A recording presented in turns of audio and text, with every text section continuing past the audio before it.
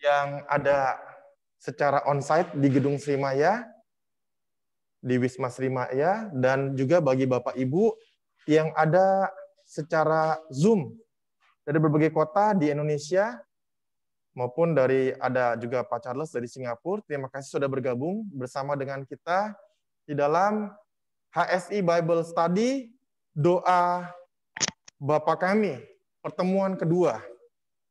Kami sungguh menyambut Bapak Ibu secara onsite maupun secara online yang mau bergabung dan kita boleh belajar bersama-sama tentang materi doa Bapa Kami. Terima kasih buat Bapak Ibu yang sudah hadir dan kita bersama-sama akan mempelajari pada saat hari ini untuk pertemuan yang kedua. Sebelum memulai, mari kita berdoa kepada Tuhan, kita minta pimpinan Tuhan untuk kelas pada saat ini. Mari kita berdoa. Bapa kami di dalam surga, kami mengucap syukur kepada Engkau, karena Engkau adalah Tuhan yang baik buat setiap kami.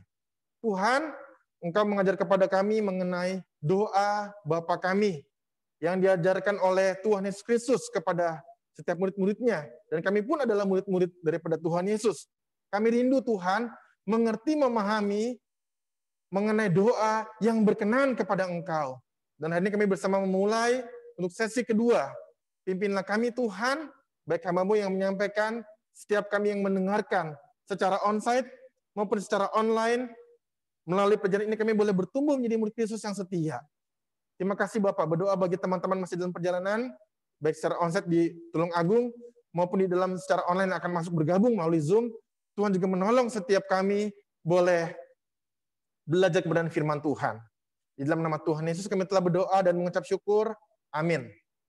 Sekali lagi shalom, selamat malam Bapak Ibu, rekan-rekan yang terkasih dan setiap kita juga yang ada di Zoom. Bapak Ibu terkasih, kita bersama-sama akan melihat kembali bab 4 mengenai jadilah kehendak-Mu di bumi seperti di sorga. Kita akan mengcover bagian ini kembali. Slide saya terlihat ya. Bapak Ibu yang secara Zoom juga terlihat ya. Oke. Iya.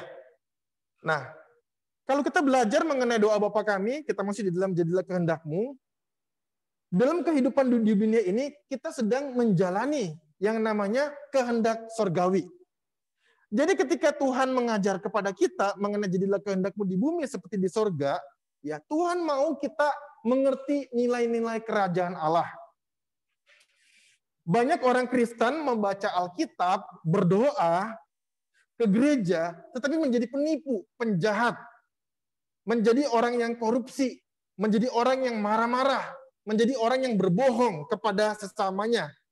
Orang Kristen harusnya belajar untuk sungguh-sungguh mengasihi Tuhan. Tubuhnya di bumi, tetapi hatinya menuju sorga. Saya pernah belajar dulu di sekolah teologi, Bapak Ibu terkasih, guru saya, dosen saya mengajar kepada kita, bahwa orang-orang di dunia ini itu is. Sekularis, hedonis, ya.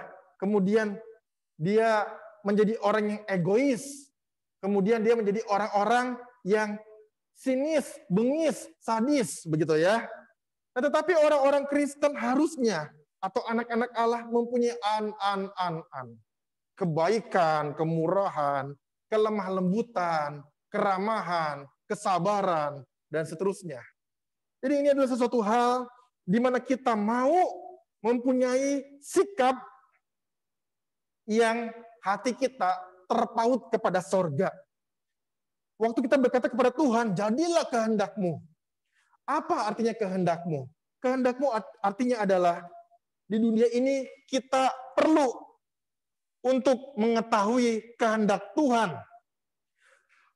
Kita perlu di dunia ini mengikuti rencana daripada Tuhan. Seluruh alam semesta dalam dunia ini ada maksud tertentu. Waktu kita hidup, kita pun sebagai manusia, kita mempunyai tujuan tertentu yang telah diberikan oleh Tuhan di dalam kehidupan kita. Allah ingin dipermuliakan di dalam kehidupan seluruh umat manusia. Maka melalui hidup kita, marilah kita menjadikan kehendak Tuhan ini terjadi. Allah ingin dipermuliakan dalam kehidupan seluruh umat manusia. Bapak Ibu yang terkasih di dalam Tuhan Yesus, manusia tidak boleh menyembah yang diciptakan. Manusia itu harus menyembah Tuhan saja. Pertanyaannya bagi kita, kenapa kehendak Allah dilaksanakan di dunia seperti di sorga? Ya, karena kehendak Allah di sorga ini tidak ada lawannya. Bapak Ibu yang terkasih, sebagai orang-orang percaya, kita harus ya menaati kehendak Allah di sorga. Ada banyak orang di bumi atau ciptaan Tuhan yang lain seperti malaikat yang membangkang kepada Tuhan, yang melawan Tuhan, yang tidak mau ikut Tuhan, tapi dia berseteru atau melawan Tuhan. Tetapi waktu kita melihat kehendak Allah di sorga tidak ada lawannya. Semua orang, semua pribadi yang ada di sorga itu tunduk kepada kehendak Allah. Jadi kita sebagai orang percaya yang diberikan kehendak bebas, kita mau untuk menaati kehendak Allah. Maka kita melakukan kehendak Allah di sorga. Maka kita berdoa, jadilah kehendak-Mu di bumi seperti di sorga. Bapak Ibu yang terkasih, kita yang cantik, yang tampan, tidak boleh sombong. Melalui kecantikan kita, ketampanan kita, kita dihakimi oleh Tuhan. Kita yang pintar, yang hebat, tidak boleh sombong.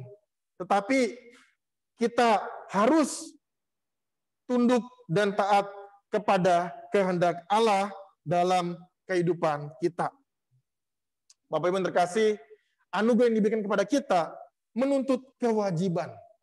Waktu kita tampan atau cantik, kita dituntut lebih banyak. Waktu kita pintar, hebat, kaya, kita pun dituntut lebih banyak.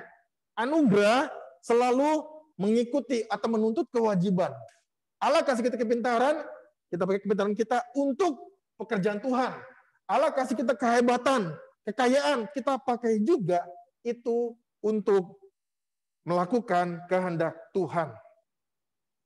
Bapak Ibu yang terkasih, ada seorang dulu presiden di Republik Rakyat China bernama Mao Zedong. Mao Zedong pernah mengatakan sebuah kalimat, manusia pasti mengalahkan sorga. Bapak Ibu yang terkasih, Bapak yang begitu terkenal, pemimpin komunis di China yang pada waktu itu China merupakan negara yang maju, yang besar, yang mempunyai kekuasaan atas banyak negara di dunia yang dipimpin oleh Mao Zedong. Maka Mao Zedong adalah seorang, ya kita tahu bahwa negara China negara komunis.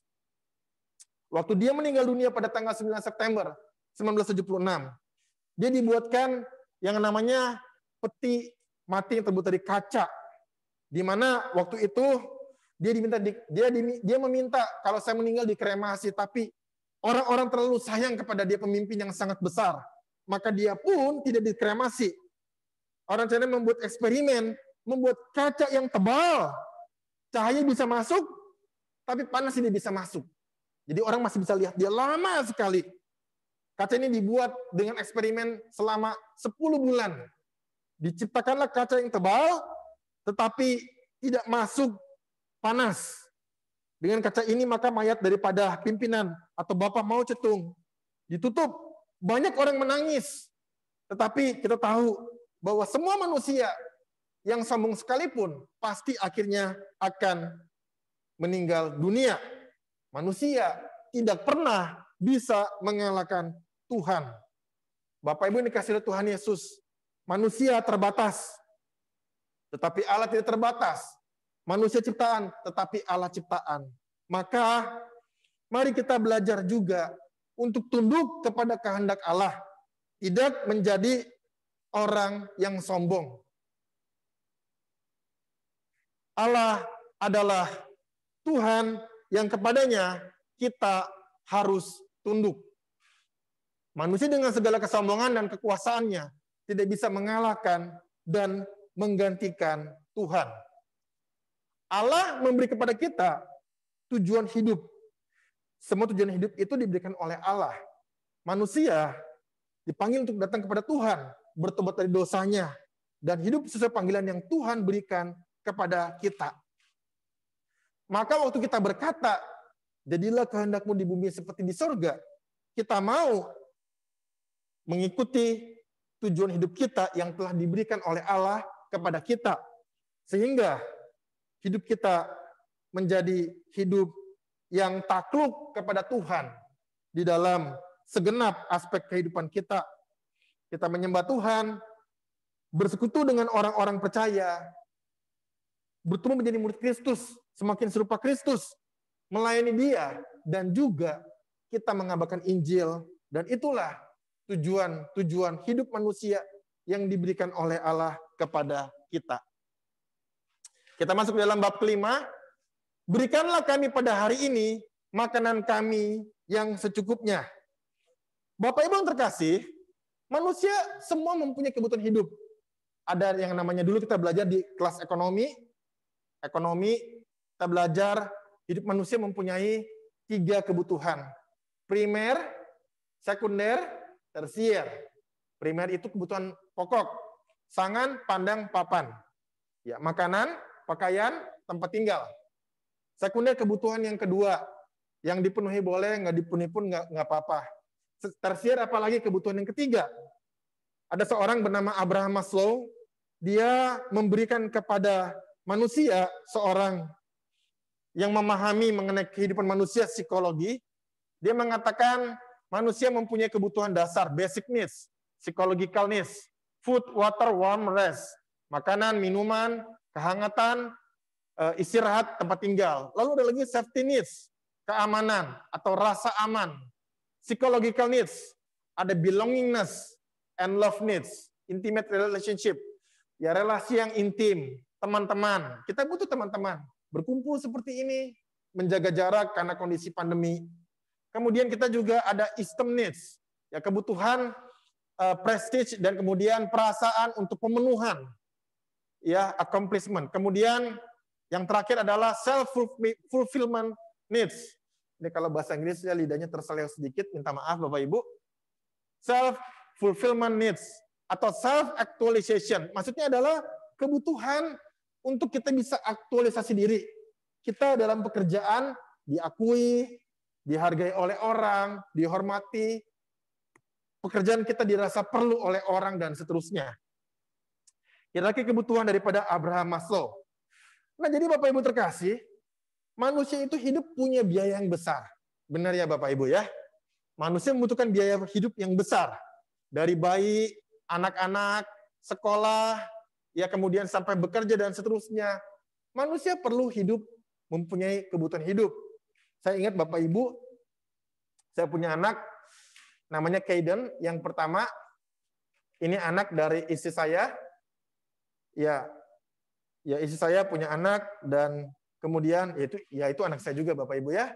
Nah, jadi Kaiden itu lahir pada tahun 2011 bulan Oktober. Waktu dia lahir, itu biayanya seingat saya 21 juta rupiah.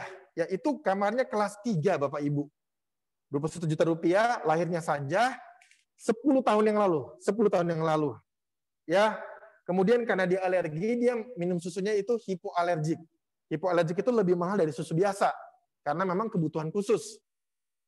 Kalau minum susu biasa, dia akan sakit perut. Jadi, itu pun sudah sama ASI sedikit, karena ASI daripada istri nggak banyak. Istri saya kasih ASI kepada anak saya, ya dia mamanya, anak saya. Nah, kemudian karena kurang, maka minum susu kaleng, dan itu Nutrilon HH itu 100.000 untuk 3 hari. Itu dua campur ASI. Kalau nggak campur ASI mungkin lebih banyak lagi. Bapak bisa bayangin, sebulan itu susu saja 600.000 sampai 1 juta. 10 tahun yang lalu Bapak Ibu. Ya, kemudian perlengkapan bayi, ratusan ribu sampai 1 juta, kemudian sekolah dan seterusnya. Bapak Ibu, kita bisa bayangkan bahwa setiap manusia butuh biaya yang sangat besar. Maka bekerja mencari uang bukan tidak rohani. Bekerja mencari uang itu adalah hal yang rohani. Karena kita tahu kalau setiap 23, apapun yang kamu perbuat, kita perbuat segenap hati seperti untuk Tuhan dan bukan untuk manusia. Maka setiap manusia mencari uang itu boleh, perlu, dan harus. Nah, Bapak Ibu terkasih, waktu kita bekerja, waktu kita bilang sama Tuhan, Tuhan, berikanlah kepada kami pada hari ini makanan yang secukupnya. Artinya kita mau kerja cari uang dengan sungguh-sungguh, dengan rajin, dengan giat. Supaya kita dapat makanan yang cukup. Tetapi sungguh menarik dan luar biasa ajaran Alkitab kita ini. Tuhan bilang apa? Berikanlah kepada kami makanan yang secukupnya. Di antara kata saya perlu dan serakah ada tengah-tengahnya, yaitu secukupnya. Ini yang Tuhan Yesus katakan. Banyak orang bekerja mati-matian, dia serakah, dia mau uang yang banyak, dia mau kekayaan yang besar, yang luar biasa. Itu orang serakah. Tetapi kita manusia ada keperluan, ada kebutuhan, ada needs. Itu adalah saya perlu. Maka Yesus mengatakan secukupnya. Di tengah-tengah, di antara saya perlu, dan di antara serakah. Inilah kunci daripada perkataan doa Bapa kami yang kita pelajari. Nah, oke, kita belajar mengenai secukupnya. Kemudian Bapak, Ibu, dan kita semua berkata kepada Alkitab, kalau gitu Tuhan Yesus, berapa kata cukup? Berapa kata cukup? Kita pelajari. Ada orang yang berkata, kalau punya uang 10 juta, mau minta 100 juta. Kalau sudah ada 100 juta, mau 1 miliar. Sudah ada 1 miliar, mau ada 10 miliar, atau 100 miliar, atau 1 triliun, dan seterusnya. Ada orang sekolah, S1 nggak puas, ambil lagi S2, ambil lagi S3. Bapak Ibu, saya punya teman, itu dia sekolah teologi, jadi pendeta, bachelor teologi, lalu dia ambil STH, ambil MA, MDiv, MTH, ambil lagi dokter pendidikan, dokter teologi, dokter psikologi, dan masih sekolah lagi sampai sekarang ya. Ada 2 orang yang saya kenal seperti itu, Bapak Ibu. Nggak cukup-cukup, nggak selalu mau belajar. Kadang-kadang ada orang yang seperti itu, ya. Ada perempuan itu, Bapak Ibu, dia punya baju, dia beli 10, nggak puas, beli lagi. Di lemari sudah ada 30, beli lagi, ada 40, beli lagi, ada lagi 50, terus masih beli lagi bajunya. Mungkin dia nggak cukup rasanya ya. Ya, saya baru dengar di Instagram ya, itu Mata Najwa Shihab punya sepatu Keds, banyak Bapak Ibu. Dikasih lihat, ini sepatu koleksi saya, dibuka lemarinya. Sambil buka, sambil pakai kamera, dia perlihatkan di kameranya, begitu ya, di videokan. Saya waktu lihat, saya hitung 10, 20, 30, 40, saya hitung cepat sekali dia kasih lihat. Saya rasa mungkin ada sekitar 200 pasang sepatu. Dia bilang ada yang saya beli karena saya suka sepatu Keds, ada juga yang dikasih sama orang. Saya baru tahu Najwa Shihab itu punya sepatu sampai ratusan. Berapa banyak kata cukup di dalam legenda China, kisah Kaisar Wen, dinasti Sui? Ya, ini adalah sebuah cerita dari Tiongkok, di mana ada seorang yang bernama Wen, seorang yang agung mempersatukan Tiongkok dengan baik pada zaman itu. Dia punya 2 orang putra. Putra pertama baik, putra kedua pintar. Dia coba angkat putra pertama, gantikan dia jadi kaisar. Putra pertama ini walau baik, tapi boros, menghamburkan uang. Maka kemudian kaisar ini memberikan kepada anak kedua sebagai pengganti kaisar. Putra kedua ini, dia ingin menjadi orang yang pura-pura baik, pura-pura hemat, tapi dia menindas kakaknya. Dan kemudian dia ingin terlihat pada waktu dia naik tahta, dia ingin menggoda, ingin memperkosa selir ayahnya. Raja menjadi marah dan kemudian ingin memberikan kembali kepada putra pertama. Adiknya tahu, dia bunuh ayahnya, dia bunuh kakaknya. Setelah keduanya mati, anak kedua ini naik jadi kaisar. Ketahuan belangnya. Dia mulai menghamburkan uang negara. Dan dia bersenang-senang dengan para perempuan yang ada di Tiongkok Selatan. Bahkan dia membuat sungai buatan dari Sungai Kuning ke Sungai Yangtze. Mempermudahkan dia pergi ke Tiongkok Selatan. Di sana banyak perempuan-perempuan cantik. Konon katanya setelah itu, karena ketahuan begitu jahat, kaisar yang anak kedua ini akhirnya dibunuh oleh bawahannya. Karena menjadi orang yang tamak, rakus, serakah, nggak pernah mensejahterakan rakyatnya. Bapak Ibu yang terkasih, kita perlu belajar ya untuk apa itu kata cukup. Yesus menjawab, Matius 4 ayat 4, Bapak Ibu yang di sini mari kita baca bersama-sama, 2, 3. Ada tertulis, manusia hidup bukan dari roti saja, tetapi dari setiap firman yang keluar dari mulut Allah. Kata cukup itu apa? Artinya kita waktu bisa memenuhi kebutuhan jasmani dan rohani untuk kita bisa berlangsung hidup, itu adalah cukup. Makan satu porsi, ya cukup. Tidur punya tempat tidur yang cukup baik, itu cukup. Rumah satu, ya itu cukup. Jadi cukup itu adalah sebuah hal yang Tuhan ajarkan kepada kita. Ketika kita sudah mencukupi kebutuhan dasar kita, itu namanya cukup. Banyak orang merasa tidak cukup, karena mereka ditarik oleh setan untuk menjadi orang yang serakah. Bapak Ibu terkasih, saya akan memperlihatkan kepada kita sebuah gambar mengenai kecukupan hidup. Jadi kalau kita melihat di sini ada orang atau manusia, maka kita di dalam hidup ini kita mempunyai dua yang akan membawa kita. Ada yang membawa ke bawah, ada yang membawa ke atas. Jadi kekekalan membawa kita ke atas. Kekekalan. Membawa kita naik ke atas. Membawa kita ikut Tuhan. Membawa kita mencari yang rohani. Membawa kita mempunyai kehidupan yang semakin serupa Kristus. Itu ke atas. Tapi ada juga yang membawa kepada kita ke bawah. Itu apa? Materi.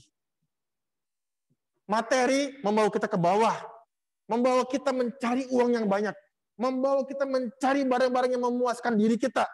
Membawa kita, mungkin mencari seks. Mencari kuasa, mencari tahta. Ini kita dibawa oleh setan ke bawah. Terus ke bawah. Setiap hari kita dipertentangkan dengan dua hal ini. Apakah kita mau semakin mengenal Tuhan, kita dibawa ke atas. Apakah kita mau mencari kepuasan mata, keinginan daging, kepuasan tubuh, kita dibawa ke bawah. Hidup ini selalu dibawa antara dua hal, ke atas atau ke bawah.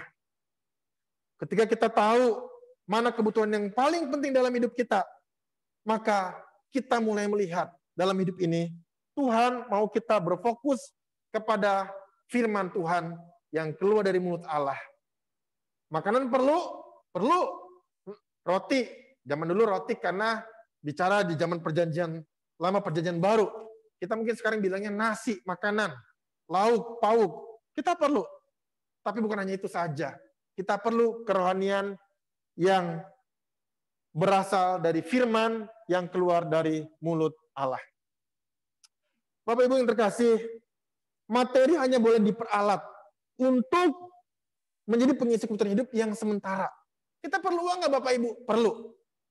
Uang itu kita pakai untuk hidup kita. Selama di dunia ini, kita akan pakai terus. Untuk belanja kebutuhan sehari-hari, untuk kita mempunyai tempat tinggal, menghidupi anak istri, dan seterusnya. Kita pakai. Tetapi hidup ini hanya sementara. Seorang yang ikut Tuhan perlu memprioritaskan apa yang Tuhan mau. Membangun nilai-nilai kerajaan Allah. Jadi, marilah kita belajar memprioritaskan apa yang penting. Paulus berkata, orang yang ikut Tuhan dengan sungguh-sungguh memperhatikan hal yang tidak kelihatan, yang bersifat rohani, yang menyenangkan hati Tuhan, dan seterusnya. Dibanding apa yang kelihatan secara fisik, materi, itu yang kelihatan. Karena yang tidak kelihatan lebih penting daripada yang kelihatan. Ini hukum secara rohani.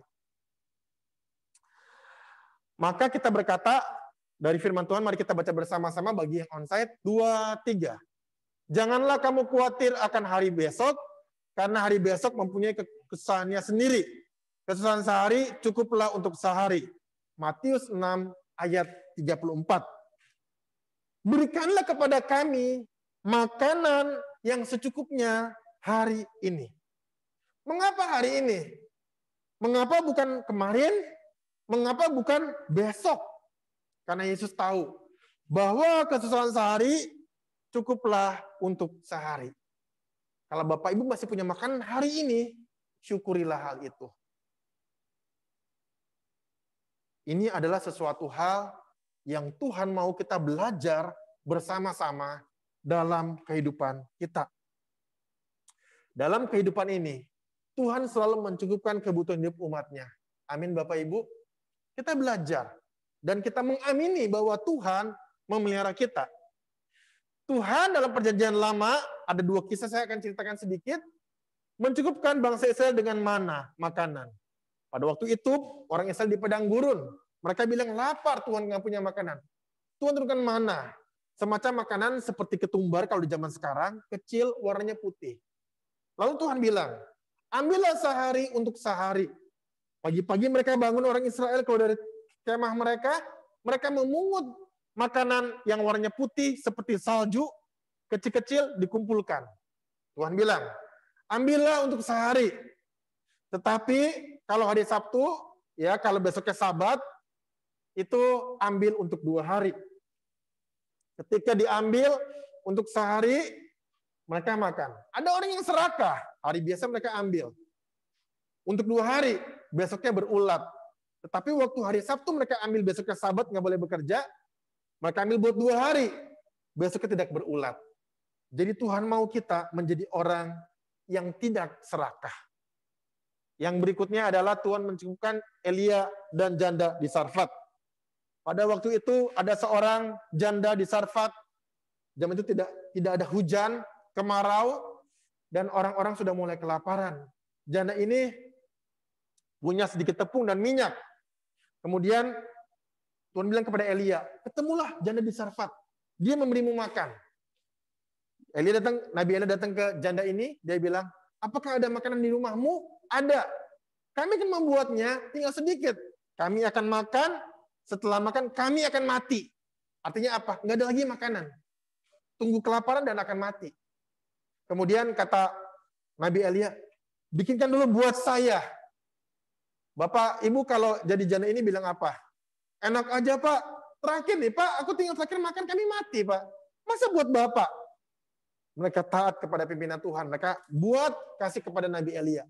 Tepung tidak habis, minyak pun tidak habis, dimakan oleh janda dengan anaknya. Allah mencukupkan kita, Jehovah Jireh. Yang terakhir, bab ke-6, biasa saya kalau menyampaikan firman Tuhan, khotbah di mana-mana tempat, di Jakarta, di Bandung, di mana-mana, kalau bilang, terakhir, ya jemaat sudah menghela nafas, akhirnya begitu ya Bapak Ibu ya. Saya percaya tidak demikian, saya bercanda. Ampunilah kami akan kesalahan kami, seperti kami juga mengampuni orang yang bersalah kepada kami. Bapak Ibu yang terkasih, kita adalah orang-orang yang makhluk sosial. Kita hidup dengan sesama kita. Kita hidup bersama dengan orang-orang di sekitar kita. Kita perlu belajar bagaimana memperbaiki hubungan antara manusia dengan manusia, antara karakter dengan karakter, melihat persamaan daripada melihat perbedaan, melihat kelebihan daripada kekurangan. Maka kalimat Tuhan Yesus ini mengajar kepada kita mengenai relasi yang baik. Dulu orang pikir IQ itu penting, kecerdasan intelektual. Setelah itu belajar baru kita tahu ada namanya emotional quotient. Bagaimana kita mempunyai emosi yang lebih baik untuk menjaga hubungan dengan orang lain. Maka kalimat doa Yesus ini perlu dimengerti bahwa pengampunan ini berasal dari Allah. Yang pertama adalah pengampunan atas inisiatif Allah. Waktu kita bisa mengampuni, bukan karena kita hebat, karena Tuhan kasih kita Roh Kudus untuk kita bisa mengampuni orang yang bersalah kepada kita. Kemudian, yang kedua kita mengampuni orang yang bersalah kepada kita. Bapak Ibu yang dikasih oleh Tuhan Yesus, kenapa bukan kita mengampuni saudara kita dulu? Lalu Allah mengampuni kita. Kita bilang, ya udah Tuhan, saya ampuni saudara saya. Ya udah, oke deh, saya sudah ampuni. Baru Tuhan ampuni saya deh. Kan saya sudah mengampuni saudara saya. Kenapa dibalik? Tuhan ampuni kami dulu dong. Seperti kami mengampuni orang yang bersalah kepada kita. Pernah berpikir nggak Bapak Ibu? Kita kan bisa seperti ini. Saya ampuni saudara saya dulu Tuhan. Nah baru Tuhan ampuni saya. Kan saya sudah berbuat seperti yang Tuhan mau. Tapi enggak. Ternyata Tuhan maunya kita dulu minta ampun dari Tuhan dulu. Kemudian kita belajar dari Tuhan bagaimana kita mengampuni sesama kita. Bapak Ibu yang terkasih, mengampuni adalah sebuah hal yang tidak mudah. Saya percaya. Saya pun pernah mengalami sulitnya mengampuni orang lain. Seringkali Bapak Ibu kita belajar, Alkitab itu mungkin terlalu ideal ya Bapak Ibu ya. Ampuni dong sesama, kan Tuhan sudah mengampuni kita. Kalau kita pernah yang namanya ditipu orang, mungkin ratusan juta miliaran. Kita pernah dikecawai oleh orang yang kita kasihi. Katakanlah maaf, diselingkuhin misalnya. Apa yang kita bisa lakukan? Betapa sulitnya mengampuni itu. Saya pernah dengar sebuah cerita, ada seorang pendeta pernah berkhotbah. Ada seorang yang suami istri punya anak, mereka baru terima Tuhan Yesus Bapak Ibu. Dan mereka pergi ke gereja untuk dibaptis. Waktu mereka dibaptis, Bapak Ibu ini baru pindah kepercayaan, percaya Tuhan Yesus, dibaptis menjadi orang Kristen. Baru dia masuk. Dulu dia di agama sebelumnya, kepercayaan sebelumnya dia garis keras. Dia baru percaya dibaptis, kemudian dia keluar dari ruangan gereja setelah ibadah. Bapak Ibu ini keluar bawa anaknya. Anaknya lari. Waktu anaknya lari, ada mobil lewat. Mobil sangat cepat sekali. Mobil itu rem, keburu ketabrak anak itu, jatuh. Kepalanya pecah. Anak itu meninggal. Ini kisah nyata Bapak Ibu. Bapak itu baru dibaptis, dulunya orang yang keras, tapi terima Tuhan Yesus dan percaya kepada Tuhan Yesus sebagai juru selamat. Ketika dia keluar, lihat anak dia jatuh, meninggal dunia di tempat. Kemudian orang yang naik mobil itu keluar, cepat-cepat. Dia keluar, dia sudah ketakutan. Dia bilang, saya mungkin akan dipukul, dihajar atau apa, saya nggak tahu lagi. Orang itu keluar, dia lihat keadaan anak itu, sudah meninggal. Bapak yang baru keluar baru baptis ini, dia gendong anaknya. Dia bercucuran air mata. Dia bilang kepada pengendara itu, pergi sekarang. Besok bawa kendaraan, jangan kebut-kebutan. Aku mengampuni engkau. Sambil bercucuran air mata Bapak Ibu. Waktu saya dengar cerita ini Bapak Ibu, saya nggak pernah lupa cerita tentang pengampunan. Bagaimana Roh Kudus memberikan kekuatan kepada Bapak itu. Mengampuni orang yang menabrak anaknya meninggal dunia di tempat. Bapak Ibu yang terkasih, pengampunan itu adalah anugerah. Waktu kita bisa mengampuni orang yang bersalah kepada kita, itu adalah anugerah daripada Tuhan. Maka Yesus menceritakan perumpamaan tentang pengampunan. Kita semua tahu Bapak Ibu, cerita ini begitu familiar. Ada orang yang mengampuni. Ada orang yang hutang kepada raja 10.000 talenta. Uang yang begitu banyak, besar sekali nominalnya. Kemudian orang ini bilang kepada Tuhan itu, raja itu, ya Tuhan, saya nggak sanggup bayar. Tuannya berkata, bagaimana kamu tidak sanggup bayar? Kamu harus bayar. Kalau tidak kamu dijual saja. Dengan keluarga kamu, istri kamu, anak kamu. Untuk ganti hutang kamu. Pria ini minta maaf, minta ampun kepada tuannya. Tuannya bilang, ya udah, karena belas kasihan Tuhan itu mengampuni pria ini. Pria ini pulang, ketemu temannya yang berhutang kepada dia. 100 dinar, jumlah yang kecil dibanding utang dia kepada Tuhan tadi. Kemudian temannya bilang, tunggu, sabar dulu. Ini gambarnya. Sabar dulu, aku akan bayar kamu, tapi enggak sekarang, nanti. Dia tidak mau mengampuni. Dia bilang, bawa pria ini, hukum dia, sampai dia bisa bayar hutangnya. Orang yang lihat, kemudian bilang kepada Tuhan yang tadi berhutang kepada, yang dihutangi oleh pria yang tadi ini yang jahat. Dia bilang, tadi pria ini, ada teman yang hutang 100 dinar, tapi dia tidak mau membebaskan temannya, padahal Tuhan sudah mengampuni. Dipanggil lagi orang ini dan dihukum oleh Tuhan tadi. Bapak Ibu yang terkasih, waktu kita mau mengampuni orang lain, kita harus sadar. Kita pun diampuni dari dosa kita yang begitu besar, yang begitu banyak. Tuhan terlebih dahulu mengampuni kita. Maka Tuhan berkata di dalam ayat Matius 6, 14-15. Bapak Ibu yang onsite, mari kita baca bersama-sama yang onsite 2, 3. Mungkin bisa kata sedikit ya. Nggak apa-apa kalau nggak bisa. Karena jikalau kamu mengampuni kesalahan orang, 2, 3. Bapamu yang di sorga akan mengampuni kamu juga. Tetapi jikalau kamu tidak mengampuni orang, Bapamu juga tidak akan mengampuni kesalahanmu. Matius 6 ayat 14 sampai 15. Nanti ini bisa di-X ya yang ini dua. Makasih ya.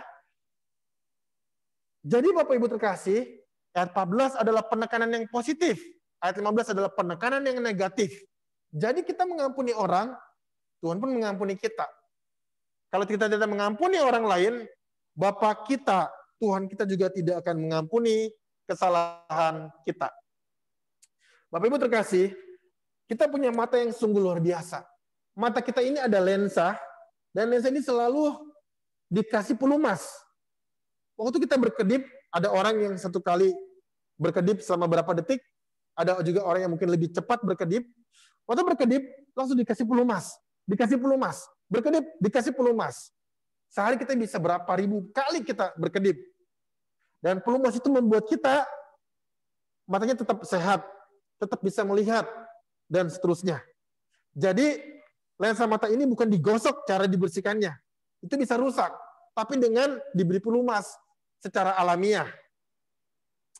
Maka, kalau mata kita rusak, harus diberi pelumas.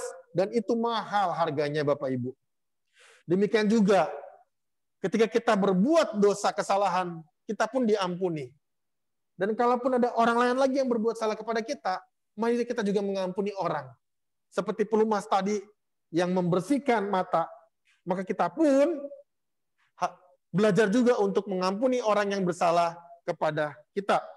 Ini adalah sebuah ilustrasi. Pengampunan yang terus-menerus, yang sempurna. Kemudian murid Tuhan Yesus berkata kepada Tuhan Yesus, Tuhan, berapa kali aku harus mengampuni saudara kami? Sampai 7 kali? Pada zaman orang Israel di Palestina dulu. Mereka belajar mengampuni 7 kali adalah sempurna. 7 kali adalah pengampunan yang diajarkan oleh kitab suci mereka pada zaman tersebut. 7 kali itu adalah angka yang kalau di dalam Alkitab memang angka sempurna. 7 kali angkanya Tuhan. 6 angka manusia. 3 angka Tritunggal. 4 angka Injil begitu. Jadi 7 kali adalah sudah hebat Bapak Ibu pada zaman dulu 7 kali. Orang berbuat salah, ampuni. 1. Salah lagi, 2. Terus sampai 7 itu sudah hebat Bapak Ibu. Zaman dahulu orang-orang Farisi dan ahli Taurat, mereka mengampuni sesamanya 7 kali. Tapi Tuhan berkata, bukan 7 kali. Aku berkata kepadamu, melainkan sampai 70 kali 7 kali. Matius 18 ayat 22. Ini adalah sesuatu yang Tuhan ajarkan kepada kita. Bukan artinya 70 kali 7, 490 kali. 70 kali 7, 490 kali. Bukan. Tetapi Tuhan mau kita mengampuni terus-menerus tanpa akhir. Bapak Ibu, memang kita pasti berkata, bicara gampang. Lakuin itu sulit loh. Tetapi Tuhan mau kita belajar untuk mengampuni orang yang bersalah kepada kita. Memang Bapak Ibu terkasih, pada prakteknya tidak mudah untuk mengampuni. Tapi mari kita belajar. Seperti Tuhan Yesus yang mengampuni dosa kita yang begitu besar, begitu banyak. Kita pun juga mengampuni orang-orang yang bersalah kepada kita. Bapak Ibu yang terkasih, mengampuni adalah suatu keharusan. Karena Tuhan yang mengajar kita, Dia pun telah melakukan atau mengampuni kita umatnya yang memberontak kepada Dia, yang jahat kepada Dia, yang juga tidak setia kepada Dia. Kalau Tuhan Yesus mau mengampuni kita, ciptaan yang begitu rendah, tetapi jahat, berdosa, mengapa kita tidak mau mengampuni orang yang bersalah kepada kita? Dengan demikian, kita menjadi orang-orang Kristen yang mempermuliakan nama Tuhan. Belajar mengampuni, kita belajar sehari demi sehari. Bagaimana kita mengampuni? Mintalah kasih Tuhan yang besar itu kepada kita. Sehingga kasih itu meluap dalam hidup kita dan kita bisa mengampuni orang-orang yang bersalah kepada kita. Amin. Materi sampai di sini, kita bisa stop share. Bapak Ibu yang terkasih, kita punya waktu sekitar 15 menit, baik yang secara onsite maupun secara online. Mungkin ada sharing mengenai bagian 3 bagian ini. Jadilah kehendakmu di bumi seperti di sorga, berikanlah kepada kami makan kami yang secukupnya. Dan ampunilah kesalahan kami seperti kami juga mengampuni orang yang bersalah kepada kami. Kalau ada, saya buka ruang bagi kita untuk sharing. Yang di sini boleh angkat tangan. Yang di dalam Zoom juga boleh untuk raise hand, ya. Nanti penginjil Grace Unike atau Pak Charles bisa buka mic sebagai co-host untuk sharing bersama-sama.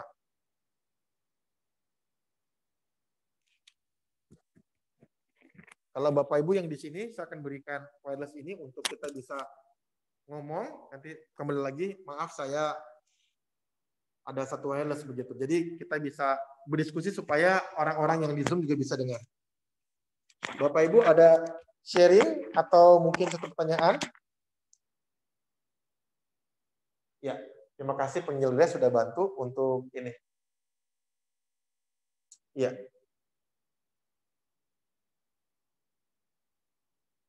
Tampaknya malam ini sudah luar biasa ya.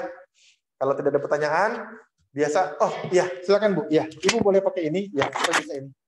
Penginjil, sorry, nanti bisa kedengaran. Ya, sorry Pak ya, nanti bisa pakai mic. Ya. Silakan. Saya mau bertanya, Tuhan Yesus tuh berjanji untuk memberi kita rezeki makanan kami secukupnya itu secara letter luck atau bukan? Padahal kebutuhan kita zaman sekarang ini kan banyak sekali.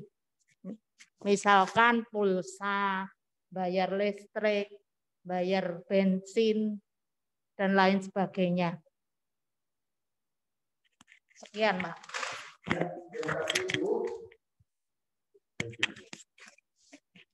Ya, pertanyaan yang menarik dan sangat baik. Jadi Tuhan bilang sama kita, berikan kepada kita kebutuhan hidup bagaimana? Kita bisa melihat kepada Matius 6 ayat 25 sampai ayat ke-34. Saya akan bacakan secara sekilas. Tuhan berkata, karena itu aku berkata kepadamu, janganlah khawatir akan hidupmu, akan apa yang hendak kamu makan atau minum. Janganlah khawatir pula akan tubuhmu, akan apa yang hendak kamu pakai. Bukankah hidup itu lebih penting daripada makanan, dan tubuh itu lebih penting daripada pakaian?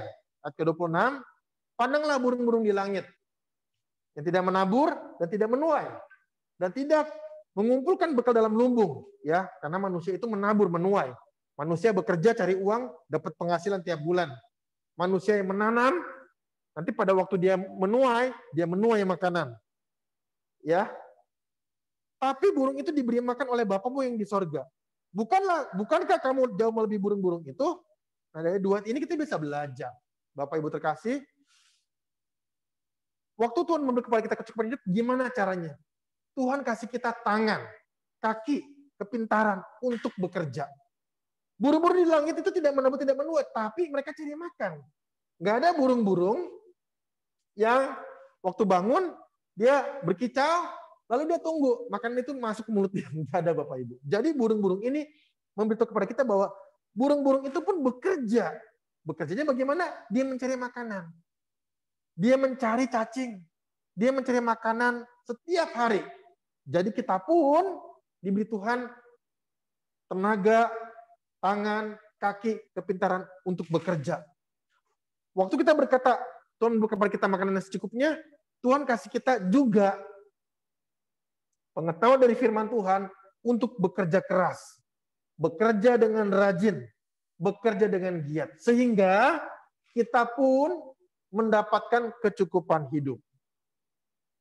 Jadi firman Tuhan itu ada kaitan antara satu dengan yang lain. Satu firman diberikan, ada firman lain yang memberikan jawaban firman tersebut. Ada korelasi. Nah, firman yang diberikan Matius tadi pasal 6 itu ada kelanjutannya.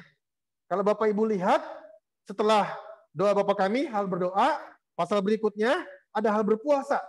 lalu ada hal mengumpulkan harta, lalu ada hal kekhawatiran. Nah, ini semua satu kesatuan. Jadi, saling menjelaskan satu sama lain, terstruktur, dan sistematis. Ini adalah rangkaian khotbah di bukit. Tuhan Yesus khotbah kepada banyak orang pada waktu itu. Kira-kira demikian, semoga menjawab Ibu.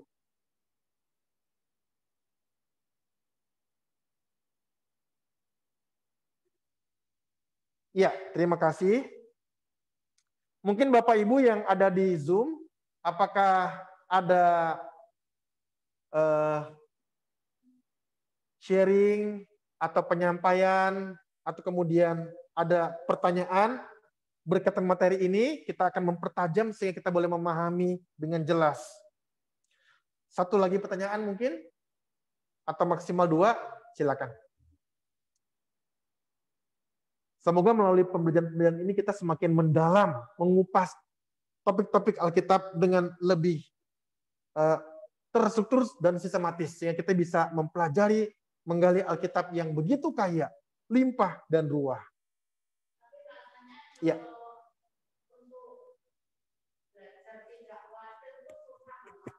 Iya. Silakan. Ya. Nanti berikutnya minggu depan.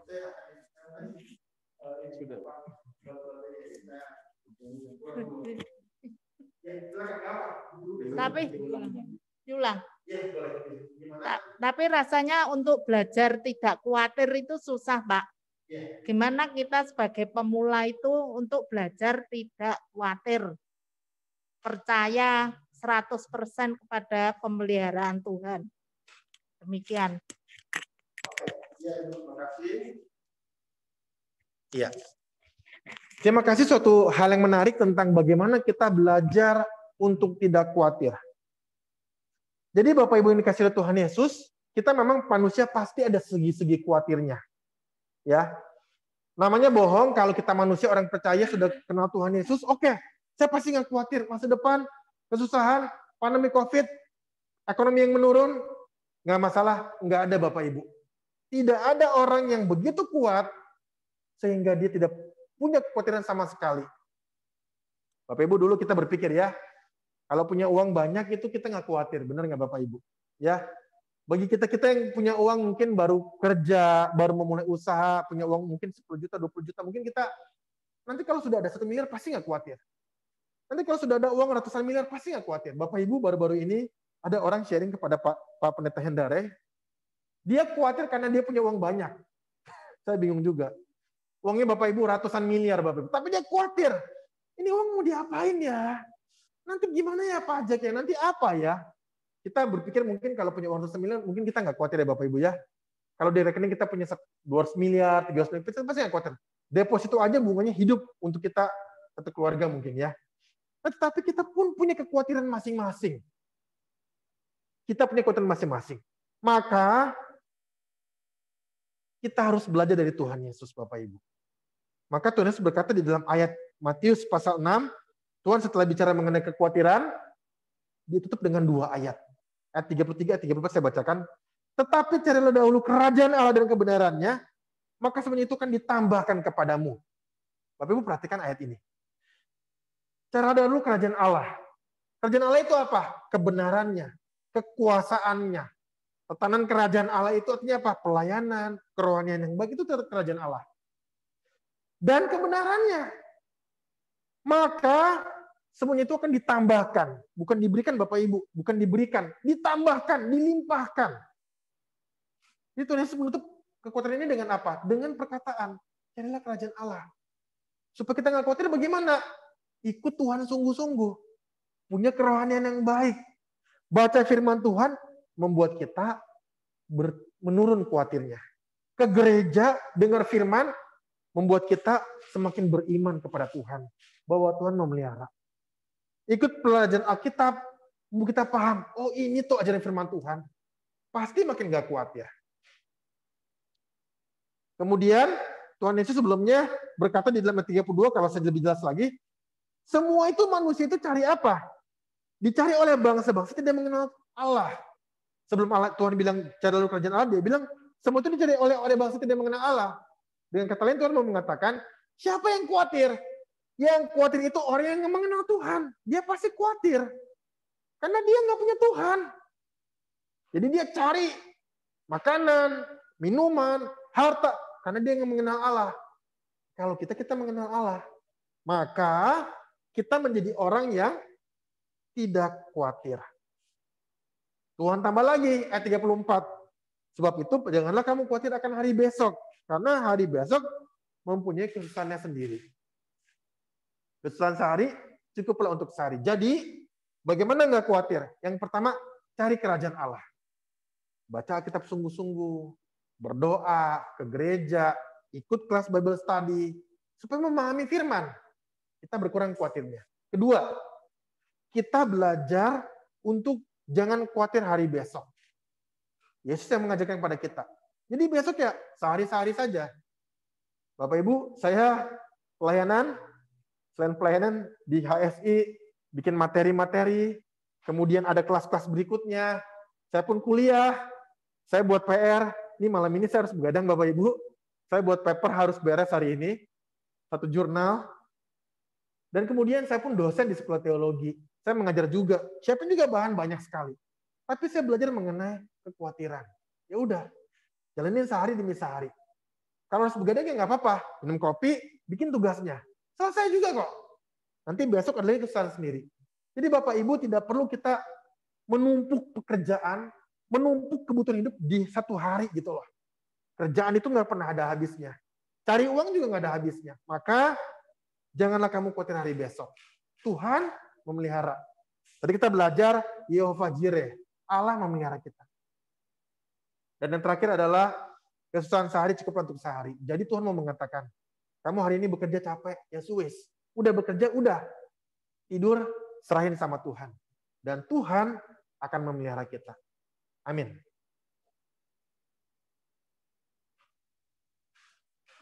Terima kasih Bapak Ibu. Mungkin satu lagi terakhir kalau ada yang secara Zoom. Kalau nggak ada, ya nggak apa-apa. Saya nggak memaksa. Saya orang baik Bapak Ibu. Kalau nggak ada yang nanya, saya juga senang. Enggak, saya bercanda ya. Tapi marilah kita belajar untuk memahami firman dengan lebih mendalam. Di Zoom sekali lagi satu orang, mungkin di onsite sudah ada 2 pertanyaan. Kita batasi di Zoom. Kalau ada satu orang, kalau mau sharing ataupun bertanya silakan. Kalau tidak ada, kita akan mengakhiri kelas ini. Jamnya pas. Kita berusaha untuk masuk tepat waktu, beres tepat waktu. Jadi Bapak Ibu bisa belajar 1 jam saja setiap hari Minggu, seminggu sekali. Kalau ada boleh resen yang ada di Zoom, nanti Pak Charles akan membukakan mic sebagai co-host. Oke. Kalau tidak ada, kita akan menutup kelas kita pada malam hari ini. Terima kasih Bapak Ibu. Minggu depan kita akan kembali belajar. Sesi ketiga doa Bapa Kami dibawakan oleh hambanya Pendeta Hendarai. Hari ini kita akan selesai sampai di sini. Dengan kasih Pak Enos boleh mengikuti di dalam doa penutup untuk menutup kelas pada saat ini. Terima kasih. Mari kita berdoa. Bapa kami di surga, kami mengucap syukur untuk malam ini. Kami masih diberi kesempatan untuk dapat belajar Tuhan. Kami mengucap syukur Tuhan Yesus melalui hamba-Mu, Pak Anton, yang sudah menyampaikan materi ini. Dan kami mengucap syukur kami boleh diberkati. Biarlah kehidupan kami Tuhan terus-menerus menjadi pelaku-pelaku firman. Dan kami dapat menjalankan kehidupan kami sesuai apa yang sudah diajarkan, sehingga kami menjadi orang-orang yang menang di dalam setiap apa yang kami jalankan dalam kehidupan kami sehari-hari. Berkati semua yang sudah hadir di onsite dan juga yang mengikuti melalui Zoom, Tuhan menolong kehidupan kami masing-masing. Di dalam nama Tuhan Yesus kami sudah berdoa dan mengucap syukur. Amin. Ya, terima kasih.